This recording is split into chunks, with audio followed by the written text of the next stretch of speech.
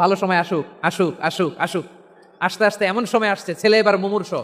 অসুস্থ ব্যক্তির হৃদয় অত্যন্ত নরম থাকে। হসপিটালে যখন কেউ যায় তার হৃদয়টা বড্ড নরম থাকে, মৃত্যুর ভয়ে তার অন্তরটা নরম থাকে, ঠিক কিনা বলেন? এই প্রপার টাইমিং এর অপেক্ষা করতেছিলেন, যখনই টাইমিং পেয়েছেন দাওয়াত দিলেন, পড়ো লা ইলাহা ইল্লাল্লাহ, সুবহানাল্লাহ পড়েন সবাই।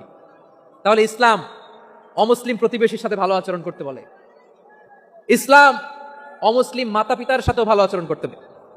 মাতা পিতা যদি অমুসলিম হয় তারা ফেলে দিতে পারবেন? পারবেন? পারবেন?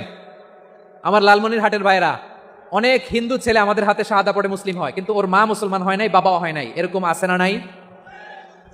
তো ও হয়েছে মুসলিম, মা বাপ হিন্দু, এখন মা বাপ কি বাদ?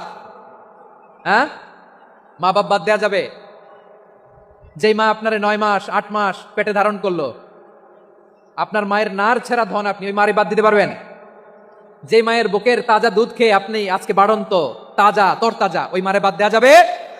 মায়ের এক ধারে দুধের দাম, কাটিয়া গায়ের চাম, পাপুষ বানাইলে ঋণের শোধ হবে না, এমন দরদি ভাবে কেউ হবে না আমার মাহা গো।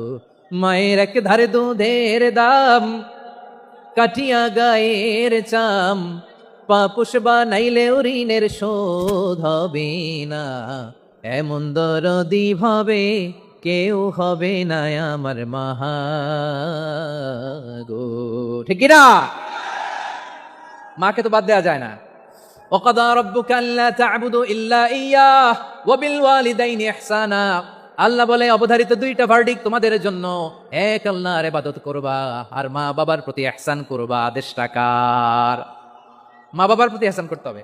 আমার মা হিন্দু হোক ভালো আচরণ করতে হবে, বৌদ্ধ হোক ভালো আচরণ করতে হবে। আমার যে সমস্ত হিন্দু ভাইয়েরা মুসলিম হয়েছে, তোমাদের মা বাবা এখনো মুসলমান হয় নাই, তাদের সাথে ভালো আচরণ করতে হবে। আপনাদের খেদমত নিজে করতে হবে অথবা খেদমতের ব্যবস্থা করাই দিতে হবে। মান্থলি যে খরচ লাগে এটা দিতে হবে। আরে তুমি এখন মুসলিম, তোমার মা বাবা হিন্দু, এখনই তো সুযোগ ইসলামের সৌন্দর্য দেখানোর।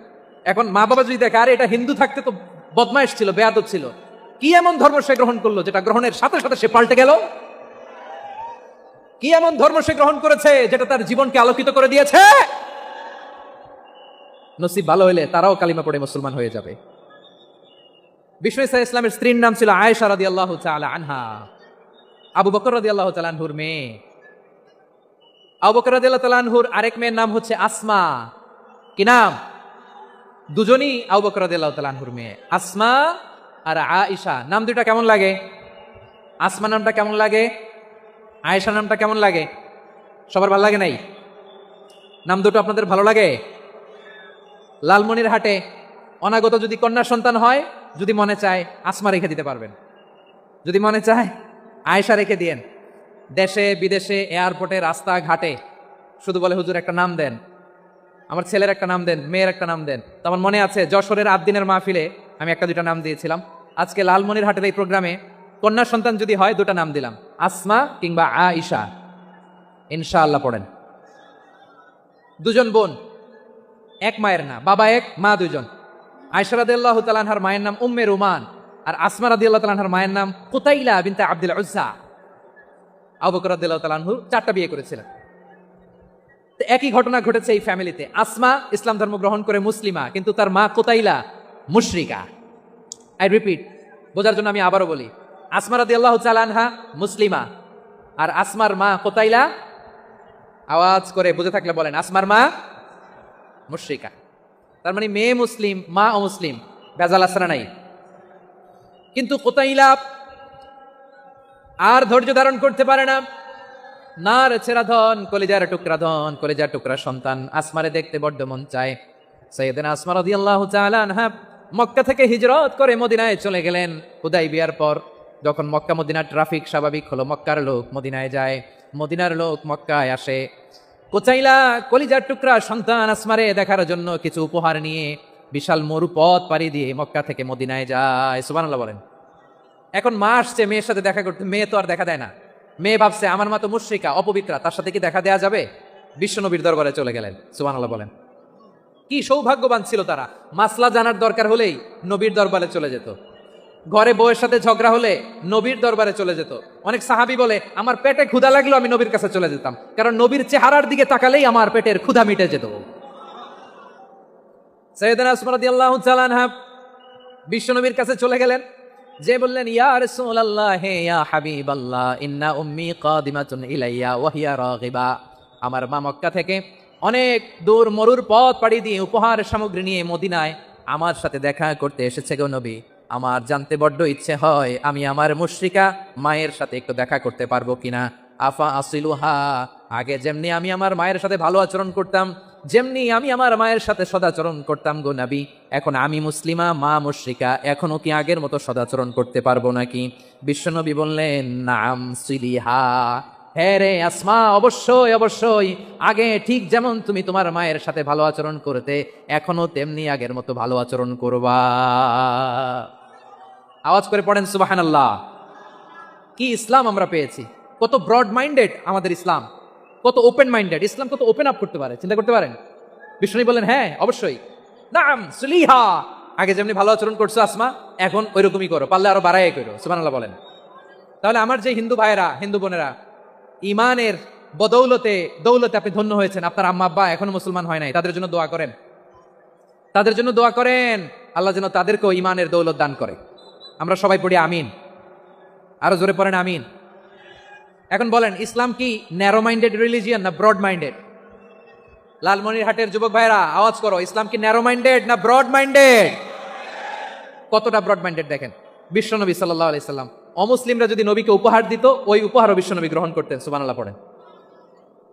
আপনার অমুসলিম বন্ধু যদি উপহার দেয় সেটাও আপনি নিতে পারবেন, যেটা নেওয়া জায়েজ। কিন্তু আপনার বন্ধু যদি আপনার মদের বোতল দেয় নিতে পারবেন? হ্যাঁ, মদের বোতল দিলে পারবেন না। আপনার বন্ধু যদি আপনার পর্ক দেয়, পর্ক শুকরের গোশত মিশ্রিত কোনো খাবার, ওটা নিতে পারবেন না। হালাল যে কোনো জিনিস নিতে পারবেন। বিশ্বনবী সাল্লাল্লাহু আলাইহি ওয়াসাল্লাম অমুসলিমদের দেয়া হাদিয়া গ্রহণ করতেন। কেমন নবী ছিলেন! আমার নবীরে চিনে নেন, আমার নবীর অ্যাটিটিউড জেনে নেন। বিষ্ণু ইসা ইসলাম যখন কোনো জনপদে যেতেন 3টা অপশন নিয়ে যেতেন। প্রিয় ভাইয়ের আওয়াজ করে বলতে হবে, কোনো জনপদে গেলে আমার নবীর অপশন থাকতো কয়টা? আমার মতো 3 আঙ্গুল উঁচু করে দেখান আর বলুন আমার নবী কোনো জনপদে গেলে কয়টা অপশন নিয়ে যেতেন? 1 নম্বর অপশন আসলিম তাসলাম। নতুন এলাকায় গেলে বলতেন আসলিম তাসলাম, ইসলাম ধর্ম গ্রহণ করো, শান্তিতে থাকবা, আমার ভাই হয়ে যাবো, আমরা ভাই ভাই, ইসলাম মানো, আমরা ভাই ভাই। অপশন নাম্বার কত? 1।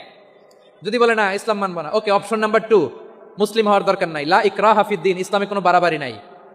খ্রিস্টান আছো থাকো, বৌদ্ধ আছো থাকো, ইহুদি থাকতে চাও থাকো, কিন্তু আমরা যেহেতু রিজিওনাল সুপার পাওয়ার, আমাদের আন্ডারে থাকো, ট্যাক্স দিয়া থাকো, এটা বলে জিজিয়া। আলেম যারা আছেন বুঝবেন এটার আরবিতে কি বলে, জিজিয়া। You pay us the tax, we will give you the security. তোমরা ট্যাক্স দিবা, আমরা সিকিউরিটি দিব, আমাদের আওতায় থাকবা, কেউ তোমাদেরকে আক্রমণ করতে পারবে না, আমরা নিরাপত্তা দিব। সুবহানাল্লাহ বলেন। এটা অপশন নাম্বার কত? আচ্ছা বুঝে থাকলে বলেন 1 নম্বর অপশন কি ছিল? ইসলাম। ইসলাম মানো, শান্তিতে থাকবা, ভাই ভাই, আমরা ভাই ভাই। অপশন নাম্বার 2, ট্যাক্স দাও, আমরা নিরাপত্তা দিব, মুসলিম হওয়া লাগবে না। এখন 1 নম্বরও মানে না, 2 নম্বরও মানে না, মুসলিম হবো না, ভালো খ্রিস্টান থাকো, ট্যাক্স দাও, আমরা সিকিউরিটি দিব না, এইটাও মানি না। বিষ্ণু বলেন তাহলে তলোয়ার আমাদের আর তোমাদের মাঝে ফয়সালা করবে। মুসলিমও হবো না, ট্যাক্স দিবা, নিরাপত্তা দিব, আমরা সুপার পাওয়ার, আমাদের আন্ডারে থাকবে, এটাও না। তাহলে তোমাদেরকে তো আমরা বিশ্বাস করতে পারি না, কখন না কখন বিশ্বাসঘাতকতা করো, কার সাথে মিলে হাত মিলাও, তলোয়ার আমাদের মাঝে ফয়সালা করবে। তখন তিনি জেহাদের সশস্ত্র সংগ্রামের ঘোষণা দিতেন। সুবহানাল্লাহ পড়েন। দেখেন পশ্চিমারা জেহাদকে এইভাবে চিত্রায়িত করে না, ওরা জেহাদ বলতে বুঝায় তলোয়ার, হাত কাটো, গলা কাটো না। জেহাদ সশস্ত্র সংগ্রাম 3 নম্বরে। অধিকাংশ ক্ষেত্রেই বিশ্বনবীর সুন্দর আচরণ দেখে, আরে আমার নবীর যে নুরানি চেহারা, অনেকে তো কেবল সিরেফ চেহারাটা দেখে কালিমা পড়ে মুসলমান হয়ে গিয়েছে। যারা মুসলিম হয় নাই তারা তাদের ইসলামী বলবৎ ছিল, ট্যাক্স দিয়ে ইসলামের আন্ডারে ছিল। যারা এটাও মানে নাই ওইটাও মানে নাই তাদের বিরুদ্ধে জেহাদ। বিষ্ণু ইসলাম 7ম হিজরিতে যখন খায়বার বিজয়ের পরে ইসলাম রিজিওনাল সুপার পাওয়ার হিসেবে আত্মপ্রকাশ করলো, বিশ্বনবী চিঠি লিখলেন অন্যান্য সুপার পাওয়ারের কাছে, রাষ্ট্রীয় চিঠি লেখে এক রাষ্ট্রপ্রধান আরেক রাষ্ট্রপ্রধানের কাছে, ঠিক কিনা বলেন? জানেন না আপনারা? এই যে 24-এর ছাত্র নাগরিক অভ্যুত্থানে, এই অভ্যুত্থান যখন শুরু হয় আমি তখন সাউথ আফ্রিকাতে, একটা স্ট্যাটাস দিয়েছিলাম, কোটা নয় গোটা দেশ সংস্কার করা লাগবে। শুধু বাংলাদেশ নয়, সারা বিশ্বের বাংলা ভাষাভাষী লোকেরা এই আন্দোলনের সাথে সমর্থন তারা করেছে, এটাকে সাপোর্ট করেছে, তারা সমর্থন দিয়েছে। আমাদের ইউনাইটেড আরব আমিরাতের বাংলাদেশি ভাইরা তারা সেখানে রাস্তায় নেমে এসেছিল, জানেন? ওইখানে ডেমনস্ট্রেশন করা যায় না, সেখানকার সরকার তাদেরকে যাবজ্জীবন দিয়েছিল। তখন আমাদের এই যে প্রধান উপদেষ্টা ডক্টর মোহাম্মদ ইউনূস সরাসরি G2G বলে এটারে, G2G, government to government, G2G, উনি চিঠি লিখলেন যে তাদেরকে, ইউর হাইনেস, হে সম্মানিত আমির, আপনি আমার এই চিঠির কারণে আমার সম্মানে এই 53 জন বাংলাদেশিকে মাফ করে দেন। এই চিঠির বদৌলতে বেকসুর খালাস পেয়ে গিয়েছিল আমাদের ভাইরা, জানেন না এই ঘটনা আপনারা? তাহলে গভর্নমেন্ট টু গভর্নমেন্ট চিঠি দেওয়া হয়। সপ্তম হিজরিতে বিষ্ণু ইসলাম সব সুপার পাওয়ারের কাছে চিঠি দিলেন, রোমান সম্রাটের কাছে, পারস্য অধিপতির কাছে, মিশরের অধিপতির কাছে, সবার কাছে চিঠি লিখলেন। চিঠির ভাষা ছিল এরকম, মিন মুহাম্মাদিন রাসূলিল্লাহ ইলা মুকাওকিস আযীমিল কিবত, মুহাম্মদ রাসূলুল্লাহর পক্ষ থেকে মিশরের বাদশার কাছে, আসলিম তাসলাম, ইসলাম মানো শান্তিতে থাকবা, সালামুন আলা মান ইত্তাবা আল হুদা, শান্তি তার জন্য যে হেদায়েতের অনুসরণ করে। সুবহানাল্লাহ পড়েন। তো এই চিঠি অনেকে ভালোভাবে রিসিভ করেছে, অনেকে এই চিঠি পাওয়ার পরে নবীর কাছে আবার ইন রিটার্ন উপহার পাঠিয়েছে। কি পাঠিয়েছে? উপহার। মিশরের বাদশা মুকাওকিস তিনি বিশ্বনবীকে বিশাল এক উপহারের ডালি পাঠিয়েছেন। মিশরের বাদশা মুকাওকিস ছিলেন ধর্মে খ্রিস্টান। লালমনিরহাটের ভাইরা আওয়াজ করে বলেন, মিশরের বাদশা ধর্মে কি ছিল? খ্রিস্টান। কি উপহার দিয়েছিল আমার নবীকে? শুনতে মনে চায়? আওয়াজ নাই লালমনিরহাটের গলায়, শুনতে মনে চায়? 1000 স্বর্ণমুদ্রা, 1000 স্বর্ণমুদ্রা। 2টা খ্রিস্টান দাসী, একজনের নাম মারিয়া বিনতে শামাউন আল কিবতিয়া, আরেকজনের নাম সিরিন বিনতে শামাউন আল কিবতিয়া। একজন খ্রিস্টান দাস 20 থান কাপড় জামা বানানোর জন্য, আমরা নবী যেন সেলাই করে জামা বানাতে পারে এজন্য 20 থান কাপড়, 20 থান ফাইন গার্মেন্ট, সুবহানাল্লাহ পড়বেন না? এরপরে একটা গাধা যেটার নাম ছিল উফাইর, আর একটা খচ্চর, এটার নাম ছিল দুলদুল। খচ্চর চিনেন? গাধা আর ঘোড়ার ক্রসিং এ যে প্রাণীটা দুনিয়াতে আসে এটার খচ্চর বলে। তো এই যে সুপার পাওয়ার খ্রিস্টান বাদশার কাছে নবী চিঠি লিখলেন, ওই খ্রিস্টান বাদশা আমার নবীকে উপহার দিল। বিশ্বনবী এই উপহারগুলো সানন্দে গ্রহণ করেছে। সুবহানাল্লাহ পড়বেন না? তাহলে অমুসলিম কেউ যদি আপনাকে উপহার দেয়, হালাল উপহার হলে আপনি গ্রহণ করতে পারবেন। অনুরূপভাবে পারস্যের বাদশা, রোম সম্রাট বিশ্বনবীকে উপহার পাঠিয়েছেন, আমার নবী সবগুলো উপহার গিফট গ্রহণ করেছেন। সুবহানাল্লাহ বলেন। তাহলে প্রিয় লালমনিরহাট আওয়াজ করে বলুন, ইসলাম কি ন্যারো মাইন্ডেড রিলিজিয়ন না ব্রড মাইন্ডেড? আম্মাজান আয়েশার কাছে মাসালা জানতে চায় মেয়েরা, হে আম্মাজান, অগ্নি উপাসকেরা তাদের ঈদের দিন নওরোজের সময় আমাদেরকে পাখি দেয়, নেওয়া যাবে? উনি বললেন, ওরা জবাই করে দিলে নেওয়া যাবে না, কিন্তু ওরা যদি ফলমূল এরকম খাবার দেয় এগুলো নেওয়া যাবে। তার মানে অমুসলিমদের দেয়া উপহার এটা গ্রহণ করা যায়। সুবহানাল্লাহ বলেন। শুধু তাই নয়, বিষ্ণু ঈসা ইসলাম অমুসলিমদের সাথে আর্থিক লেনদেনও করেছেন, ফিনান্সিয়াল ডিলিং করেছেন। অমুসলিমদের সাথে প্রয়োজনে আপনি ফিনান্সিয়াল ডিলিং করতে পারবেন। আমরা প্রায় দেখি বাজারের মিষ্টির দোকানগুলো আমার হিন্দু ভাইদের। লালমনিরহাটে মিষ্টির দোকান, দইয়ের দোকান কারা চালায়? হিন্দুরা চালায় না। তারপরে যে বারবার শপ, চুল কাটে যে নাপিত, অধিকাংশ নাপিতের দোকানে কারা? আমার হিন্দু ভাইরা। আপনি চুল কাটতে পারবেন কিনা? পারবেন কিনা বলেন? পারবেন। তার দোকান থেকে দই মিষ্টি কিনতে পারবেন কিনা? হ্যাঁ, আমার মুসলিম ভাইয়ের দোকান থাকলে ওইটার আমি বেশি প্রায়োরিটি দিব, ঠিক কিনা? কিন্তু যদি তাদের সার্ভিস নিতে চান, প্রোডাক্ট নিতে চান, পারবেন। তার দলিল সহিহ বুখারী, আম্মা জান আয়েশা রাদিয়াল্লাহু তাআলা আনহা বলেন, ইশতারা রাসূলুল্লাহ সাল্লাল্লাহু আলাইহি ওয়াসাল্লাম মিন ইয়াহুদিয়িন তুআমান ওয়া রাহানাহু দিরআহু মিন হাদিদ। রাসূল সাল্লাল্লাহু আলাইহি ওয়াসাল্লাম এক ইহুদির কাছ থেকে, কার কাছ থেকে? সবাই বলে নাই, কার কাছ থেকে? আমার নবী, পেয়ারা নবী এক ইহুদির কাছ থেকে জব কিনেছিল, জব, বার্লি, যেটা দিয়ে রুটি বানায়। ওই জবের দাম দেওয়ার টাকা পয়সা নবীর কাছে ছিল না, ফলে নবী ওনার একটা পোশাককে মর্গেজ রেখেছিলেন, মর্গেজ, বন্ধক, যে এখন এটার দাম দিতে পারবো না, কয়েক কেজি বার্লি নিয়ে যাই আর বন্ধক হিসেবে আমার জামাটা রেখে গেলাম, যেদিন দাম দিব ওই দিন জামাটা ছুটাই নিয়ে যাব। সুবহানাল্লাহ পড়বেন না? বাকিতে নিছিলেন, বাকিতে। দিরআহু মিন হাদিদ, লোহার তৈরি বর্ম, মানে যুদ্ধের পোশাক, লোহা দিয়ে বানানো। বিশ্বনবী বললেন, কয়েক কেজি জব দাও, টাকাটা পরে দিব, এখন টাকা নাই, বন্ধক হিসেবে, মর্গেজ হিসেবে আমার জামা রেখে গেলাম, যখন টাকা দিব জামা ছুটাই নিব। আওয়াজ করে বলতে হবে সুবহানাল্লাহ। এ থেকে বোঝা গেল অমুসলিমদের সাথে ফিনান্সিয়াল ডিলিং করা যায়, অর্থনৈতিক লেনদেন করা যায়, কেনাবেচা করা যায়, প্রোডাক্ট কেনা যায়। এমনকি আমাদের মসজিদে নববীতে বারান্দায় আপনার একটা অটোমেটিক ফ্লাইং আমব্রেলা দেখছেন? সূর্য যখন বাড়ে মসজিদে নববীর বারান্দায় ইয়ার্ডের মধ্যে অটোমেটিক্যালি কিছু আমব্রেলা আছে, সাঁ করে খুলে যায়। আর সূর্যের তাপ লাগে না। আবার সন্ধ্যাবেলায় এই আমব্রেলাগুলো ওরা ক্লোজ করে ফেলে, দেখেন নাই না? দেখছেন? এই মসজিদে নববীকে সর্বোচ্চ উন্নত মানের কনস্ট্রাকশন ইনফ্রাস্ট্রাকচার ডেভেলপ করার জন্য কর্তৃপক্ষ কিছু অমুসলিম ইঞ্জিনিয়ারের ডিজাইনারের সহায়তা নিয়েছিল। সুবহানাল্লাহ বলেন। কোন দলিলের ভিত্তিতে? এই দলিলের ভিত্তিতে যে বিষ্ণু ইসা ইসলাম অমুসলিমদের সাথেও লেনদেন করেছেন। আওয়াজ করে বলতে হবে আল্লাহু আকবার। শুধু তাই নয়, ইন কেস অফ ইমার্জেন্সি, প্রয়োজনে ইসলামের খাতিরে ইসলামকে সামনের দিকে এগিয়ে নিয়ে যাওয়ার জন্য অমুসলিমদের সাপোর্ট নেওয়া জায়েজ আছে। সুবহানাল্লাহ বলেন। অমুসলিমদের সাপোর্ট নেয়া, তাদের থেকে অর্থ নেয়া, পলিটিক্যাল সাপোর্ট, পলিটিক্যাল অ্যাসাইলাম নেওয়া জায়েজ আছে। আমার ভাইয়েরা, বিশ্বনবীর বয়স তখন প্রায় 51 বছর। কত বছর? বিশ্বনবীর সবচেয়ে কাছের মানুষ খাদিজা রাদিয়াল্লাহু তাআলা আনহা ইন্তেকাল করেছেন। বিশ্বনবী বড্ড কষ্ট পেলেন, হৃদয়টা ভেঙে খান খান।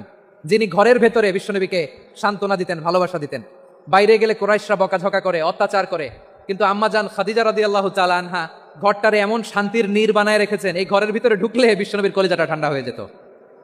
এজন্য রব্বুল আলামিন বলেন, খাদিজা, ও আমার বান্দি খাদিজা, জান্নাতে এমন স্পেশাল একটা ঘর আমি তোমার জন্য রেডি করে রেখেছি। ওই ঘরের মধ্যে কোনো আওয়াজ নাই, ওই ঘরের মধ্যে কোনো নয়েজ নাই, ওই ঘরে কোনো বিশৃঙ্খলা নাই। কারণ মক্কার জমিনে আমার নবী কুরাইশদের বিশৃঙ্খলা, নয়েজ আর ঝামেলাগুলোকে উপেক্ষা করে যখন তোমার ঘরের ভেতরে ঢুকতো, ঘরটারে তুমি শান্তির নীড়, ঠান্ডা, নীরব, নিস্তব্ধ, নিঝুম আর শান্তির নীড় বানিয়ে রেখেছো। এজন্য জান্নাতে স্পেশাল একটা শান্তির নীড় আমি তোমারে উপহার দেব। ওই প্রিয়তমা স্ত্রী খাদিজা ইন্তেকাল করলেন, বিশ্বনবী হৃদয় ভেঙে খান খান। আবার ওনার চাচা আবু তালেব ইন্তেকাল করলেন, যিনি পলিটিক্যাল শেল্টার দিতেন নবীকে। কে দিতেন? আবু তালেবের ভয়ে, বিশ্বনবীর এই চাচার ভয়ে কোনো মুশরিক নবীর গায়ে হাত দেওয়ার সাহস পায় নাই। এখন স্ত্রীও নাই, চাচাও নাই, নবীকে আশ্রয় দেওয়ার কেউ নাই। নবীর চারদিকে অন্ধকার। নবী এখন কই যাবেন? আমার পেয়ারা নবী নতুন স্টেশন খুঁজতেছেন, নতুন দাওয়াতি প্ল্যাটফর্ম খুঁজতেছেন। তিনি যায়েদ বিন হারেসা রাদিয়াল্লাহু তাআলা আনহুকে নিয়ে মক্কার পাশের একটা নেইবরিং সিটি তায়েফে চলে গেলেন। কোথায় চলে গেলেন? লালমনিরহাটের ভাইয়ের আওয়াজ করে বলেন, কোথায় গেলেন? তায়েফে চলে গেলেন দিনের দাওয়াত দেওয়ার জন্য। কি দেওয়ার জন্য? নাকি জমি কিনতে গেছিলেন? জমি কিনতে? দুনিয়ার যশ খ্যাতির জন্য? নিজের কোনো লাভের জন্য? তায়েফবাসীদেরকে জাহান্নামের আগুন থেকে বাঁচানোর জন্য। আওয়াজ করে বলতে হবে ঠিক কিনা? বিশ্বনবী বিশাল মরুপথ, পাহাড়ি পথ পাড়ি দিয়ে তায়েফের মরুজমিনে গেলেন কোরআনের দাওয়াত নিয়ে, ইমানের দাওয়াত নিয়ে। কিন্তু তায়েফের লোকেরা বিশ্বনবীর দাওয়াতকে শুধু প্রত্যাখ্যান করেই থামে নাই, তারা বিশ্বনবীর সাথে অত্যন্ত খারাপ আচরণ করেছে।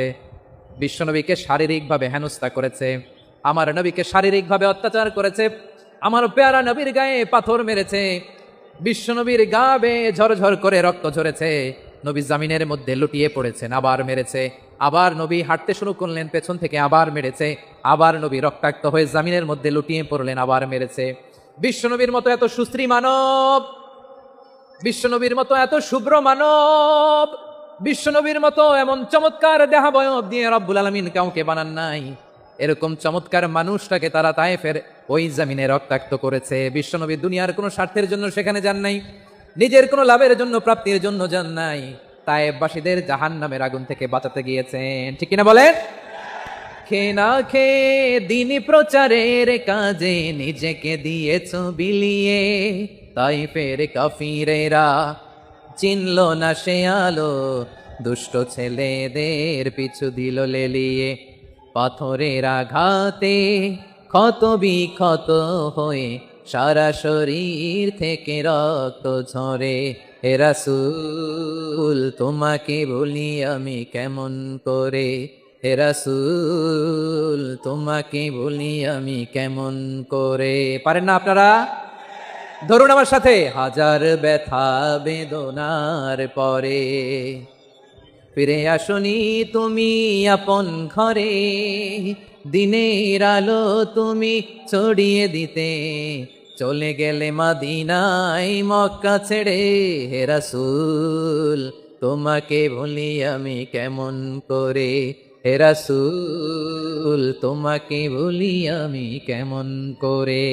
ঠিক কিনা বলেন? প্রিয় ভাইরা, তায়েফের ছেলেরা নবীকে রক্তাক্ত করলো। আমার নবী কই যাবে? কই যাবে? মক্কায় জায়গা নাই, তায়েফে জায়গা নাই। তায়েফ থেকে ভারাক্রান্ত মন নিয়ে আমার নবী মক্কায় ফিরে আসলেন। বিশ্বনবী মক্কায় ঢুকতে পারেন না।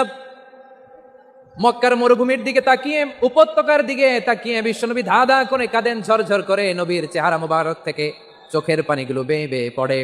আমার জন্মস্থান, আমার শৈশব, কৈশোর, যৌবন কেটেছে এই মক্কায়, আমার এলাকায় আমি ঢুকতে পারি না। বিশ্বনবী মক্কার অনতি দূরে দাঁড়িয়ে জায়েদকে পাঠালেন, জায়েদ যাও দেখো কেউ আমাকে সাপোর্ট করার মতো আছে কিনা, যাও অমুকের কাছে যাও।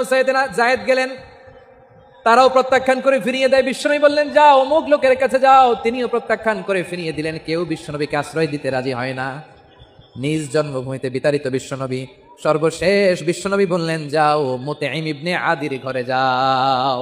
মুতঈম ইবনে আদি মুশরিক, তার কাছে যাও। গেলেন, মুতঈম ইবনে আদি রাজি হয়ে গেল। সুবহানাল্লাহ বলেন। দেখেন অনেক বিপদের সময়ও আমি নিজে সাক্ষী, সামাজিকভাবে রাজনৈতিকভাবে কত ঝঞ্ঝা, কত ষড়যন্ত্র, কত কনস্পাইরেসি পাড়ি দিয়ে আমাদেরকে সামনে এগিয়ে যেতে হয়। এই শত্রুদের ভেতরেও একজনকে দাঁড় করিয়ে দেয় যে আল্লাহর কোরআনের জন্য রেডি হয়ে যায়। পড়েন সুবহানাল্লাহ। মুতঈম ইবনে আদি, আল্লাহ তার মনকে নরম করে দিলেন। মুতঈম বলে মুহাম্মদ আমি তোমাকে আশ্রয় দিব। তার দুই ছেলেকে পাঠালেন, যাও খোলা তলোয়ার নিয়ে, স্কট দিয়ে, গার্ড অফ অনার দিয়ে মোহাম্মদকে মক্কায় ঢুকাও, আর বলো আমি আমান দেব। আমান কি দিব? আমান মানে সিকিউরিটি, নিরাপত্তা।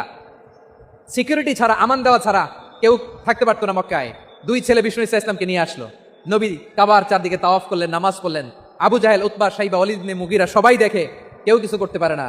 কারণ মুতঈম ইবনে আদি ঘোষণা দিয়েছেন আমি মোহাম্মদকে আমান দিয়েছি, মোহাম্মদের গায়ে যেন কেউ স্পর্শ না করে। আওয়াজ করে পড়েন সুবহানাল্লাহ। নবীর এই বিপদকালে মুহূর্তে মুতঈমের হৃদয়টারে নরম করে দিল কে? আচ্ছা লালমনির হাটের ভাইরা বলেন, এই মুতঈম কি মুসলিম ছিল না মুশরিক? সবাই বলতে হবে মুসলিম না মুশরিক। তাহলে মুশরিকের কাছ থেকে নবী পলিটিক্যাল অ্যাসাইলাম, আধুনিক রাষ্ট্রবিজ্ঞানের ভাষায় পলিটিক্যাল অ্যাসাইলাম যেটাকে বলে, রাজনৈতিক আশ্রয়। উনার আমান বা নিরাপত্তার এই ঘোষণায় তিনি মক্কায় ঢুকলেন। যতদিন নিরাপত্তা ছিলেন। মুতঈম যখন মারা গেল, বিষ্ণু ইসা ইসলাম হিজরত করে মদিনায় চলে গেলেন। সুবহানাল্লাহ। কিন্তু মুতঈম যে বিশ্বনবীর উপকার করছে এটা বিশ্বনবী ভুলে নাই। আমাদের অনেকে আছে উপকার করার পরে আর খেয়াল থাকে না, খাওয়ার পরে গলা দিয়ে নামলে আর খেয়াল থাকে না, এরকম আছে না নাই? আমার নবী ভুলে নাই। বদরের প্রান্তরে 70 জন কাফেরকে যখন বন্দী করে বিশ্বনবীর সামনে হাঁটু গেড়ে দাঁড় করানো হলো, বসানো হলো, 70 জন কাফের। কয়জন?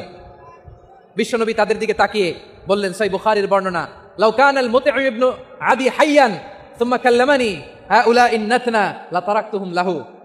বদরের প্রান্তরে 70 জন বন্দী কাফিরের দিকে তাকিয়ে আমার নবী বললেন, আজকে মুতঈম ইবনে আদি যদি বেঁচে থাকতো আর তোমাদের 70 জনের ব্যাপারে যদি মুতঈম এক বাক্যে একটা সুপারিশ করতো, তার সম্মানে আজকে তোদের সবাইকে আমি মাফ করে দিতাম। সুবহানাল্লাহ নাই? ওই যে চিল্লাচিল্লি যে কথা বোঝে নাই, কোন জিনিস মিস করছে ওরা নিজেরাও বোঝে নাই। বিশ্বনবী মুতঈমের এই সাহায্যের কথা বলে নাই। 70 জন মুশরিক হাঁটু গেড়ে বসা, নবী চাইলে এখনই এক্সিকিউশন অর্ডার দিতে পারে। তিনি বললেন, আজকে যদি মুতঈম বেঁচে থাকতো আর মুতঈম যদি তোদের জন্য সুপারিশ করতে, এই আবর্জনাগুলোর ব্যাপারে সুপারিশ করতে, আমি মুহূর্তেই তোদেরকে এমনি মাফ করে দিতাম। এবার বলেন, ইসলাম কি ন্যারো মাইন্ডেড না ব্রড মাইন্ডেড? শুধু তাই নয়, যাকে যে সম্মান দেয়ার আমার নবী দিতেন, হোক আস্তিক হোক নাস্তিক, হোক মুসলিম হোক অমুসলিম।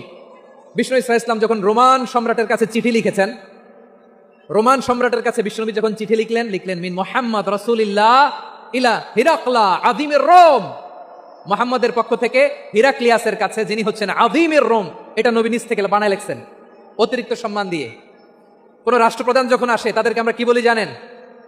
তার নামের শেষে HE এটা লিখতে হয়, H.E. মানে হিজ এক্সেলেন্সি। কি লেখে? হিজ এক্সেলেন্টি অথবা ইউর হাইনেস, ইউর ম্যাজেস্টি।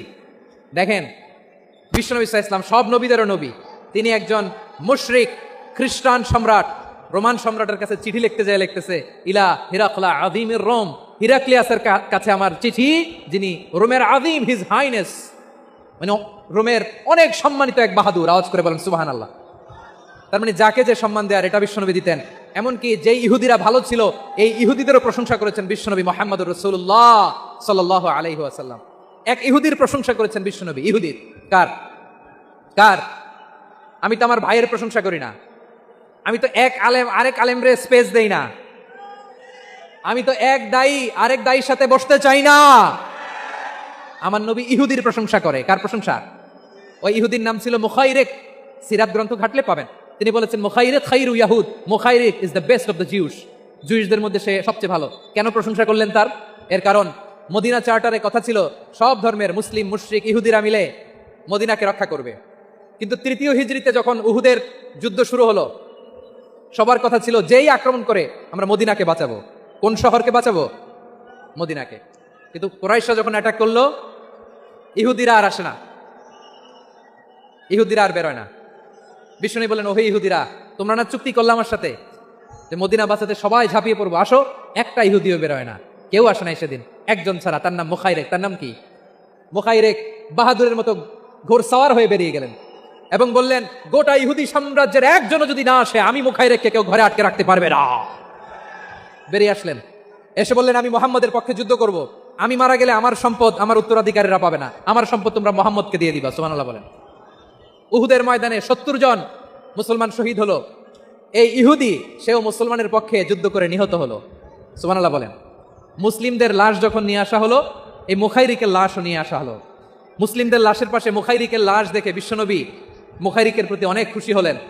আর বিশ্বনবী খুশি হয়ে বললেন, মুখাইরিক খয়রু ইয়াহুদ, মুখাইরিক যদিও তুমি ইহুদি, তারপরে তুমি সব ইহুদিদের মধ্যে সেরা ইহুদি। পড়েন সুবহানাল্লাহ। আমার নবী ইহুদিকেও সম্মান দিতে কার্পণ্য করে নাই। আওয়াজ করে বলেন আল্লাহু আকবার। প্রিয় ভাইরা, এবার সর্বশেষ আওয়াজ করে বলেন, ইসলাম কি ন্যারো মাইন্ডেড নাকি ব্রড মাইন্ডেড? সবাই বলেন, ন্যারো মাইন্ডেড না ব্রড মাইন্ডেড? এজন্য অমুসলিম হইলেই তারা আমাদের শত্রু নয়। শত্রু কারা? এই লালমনির হাটের ভাইরা শোনেন, শত্রু কারা? যে সমস্ত অমুসলিম আমাদেরকে নিশ্চিহ্ন করে দিতে চায়, যে সমস্ত অমুসলিম আমাদের ভূখণ্ড থেকে আমাদেরকে তাড়িয়ে দিতে চায়, যে সমস্ত অমুসলিম আমার ধর্ম নিয়ে তুচ্ছতাচ্ছিল্য করে চিল্লায় বলেন ঠিক কিনা, তারা আমাদের শত্রু। সাধারণ অমুসলিমরা আমার শত্রু নয়। এই যে হিন্দুরা থাকে, এরা আমার ভাই, বৌদ্ধরা আমার ভাই, খ্রিস্টানরা আমার ভাই, ইহুদিরা আমার ভাই। তারা দিনই ভাই নয়, তারা মায়ের পেটের ভাই নয়, তারা মানবিক দিক থেকে ভাই। ও মানুষ, আমিও মানুষ। ইসলাম মানুষকে সম্মান করে, চিল্লায় বলো ঠিক কিনা।